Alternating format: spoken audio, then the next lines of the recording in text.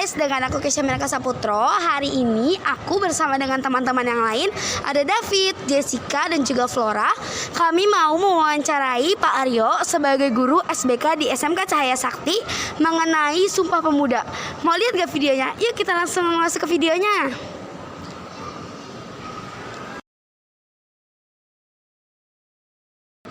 Selamat siang Pak Aryo. Ya, selamat siang. Kenapa ya? Jadi hari ini kita mau wawancara nih Pak tentang Sumpah Pemuda. Kira-kira Bapak bersedia nggak nih Pak kita wawancarain? Boleh. Oke, kita langsung masuk ke pertanyaan aja ya Pak. Nah, pertanyaan pertama itu ada, sebenarnya Sumpah Pemuda itu kapan sih Pak diikrarkan? Kalau nggak salah tanggal 28 Oktober tahun 1928. Oh gitu ya Pak. Nah itu jawabannya. Sekarang kita lanjut ke pertanyaan kedua. Selamat siang Pak Aryo. Oh iya, David ya? Iya. Oh, kenapa David? Hari ini aku akan mewawancarai Bapak Dalam rangka apa? soal tentang Sumpah Pemuda. Oh, kenapa emang? Kita semua tahu ya kalau Perhimpunan Pelajar-Pelajar Indonesia itu sangat penuh tekad dan semangat. Kenapa sih Pak Sumpah Pemuda ini sangat penting bagi pemuda dan Indonesia? Ya, tentunya sesuai dengan sila ketiga ya, Persatuan Indonesia. Nah kan kamu kan tahu ya bahwa Indonesia ini kan majemuk ya. Dari Sabang sampai Merauke, sukunya beda-beda, budayanya beda-beda. Ya tentunya perbedaan ini sangat penting bagi para pemuda. Ya, kita bahasa daerah beda-beda. Budayaannya beda-beda, apalagi agamanya. Tentunya dengan adanya momen Sumpah Pemuda ya sangat penting ya untuk mengingat kembali arti penting dari persatuan. Itu Pin. Terima kasih Pak. Itu doang. Iya. Oh. Makasih Pak. Ini Pak, seperti yang kita ketahui pada tanggal 28 Oktober 1928 Sumpah Pemuda diikrarkan. Nah, apa sih isi tantangan bagi kami generasi Z untuk meneruskan perjuangan pemuda Indonesia dan makna Sumpah Pemuda yang paling menonjol bagi kami? Hari ini apa kapan tantangannya? Pada tahun ini apa pada tahun ini ya? Ya tentunya tantangannya ya khususnya generasi muda sekarang ya tantangannya lebih berat ya dibandingin generasi sebelum era kemerdekaan ya kan. Kalau generasi sebelumnya tahun 1928 kan para pemuda kan jadi dikumpulkan ya atas nama ya karena adanya kesamaan ya karena kita dijajah ya, oleh Belanda, oleh Portugis dan macam Eropa. Ya tentunya kita sama-sama nih ingin lepas dari belenggu kan.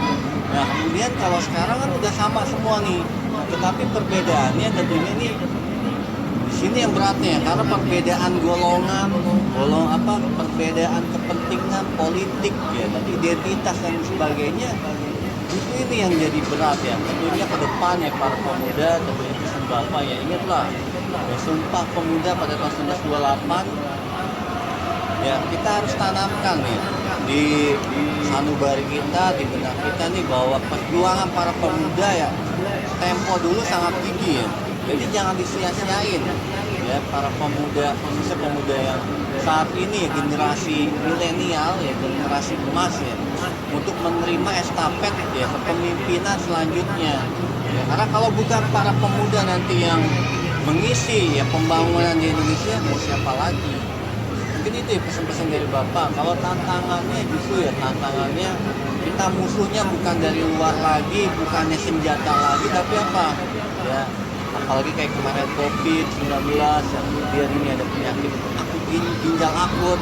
Ya tentu tantangannya ya yang dihadapi para pemuda lebih berat ya. Tapi gimana caranya pemuda harus bisa mengatasi dia mencari jalan keluar dari tantangan itu ya dengan cara ya terus belajar dan berinovasi. Mungkin itu ya pesan-pesan Bapak khususnya buat generasi muda sekarang yang khususnya generasi kalian. Mungkin itu. Makasih Ada lagi Pak, pertanyaannya? Nggak ada. Selamat siang Pak. Oh iya, kenapa Flora? Saya ingin menanyakan beberapa pertanyaan Pak. Apa kan? Kita ini kan generasi muda ya Pak, yang sudah dididik dan dibesarkan dengan ilmu pengetahuan yang baik dan juga hal-hal baik harus dilakukan. Menurut Bapak, siapa saja lagi yang harus meneruskan semangat para pemuda Indonesia untuk membangun Indonesia? Siapa-siapa lagi yang harus meneruskan Iya, Pak. semangat ya? Tentunya semua elemen bangsa ya, mau dia ya dari ya orang-orang yang terdidik ya atau orang-orang tidak terdidik ya, selama mereka adalah warga negara Indonesia, khususnya para pemuda ya, tentunya wajib semuanya meneruskan pembangunan ya, estafet ya, yang saat ini memang sudah dibuat oleh pemerintah ya. Tentunya semua generasi muda ya harus bekerja, belajar bersungguh-sungguh. Jadi nggak semua ya, nggak hanya dari suatu daerah atau dari Jakarta doang, tapi semua pemuda dari berbagai daerah ya, maupun baik dia ada di kota besar maupun yang ada di pelosok-pelosok desa ya. Jadi semua generasi muda wajib ya untuk meneruskan pembangunan ya di Indonesia ini. Mungkin itu ya jawabannya Bapak. Itu dia, Pak. Ada lagi ya Pak, kurang puas Pak? Udah segitu aja, Pak. Oke. Makasih ya, Pak. Oh iya lanjutin ya.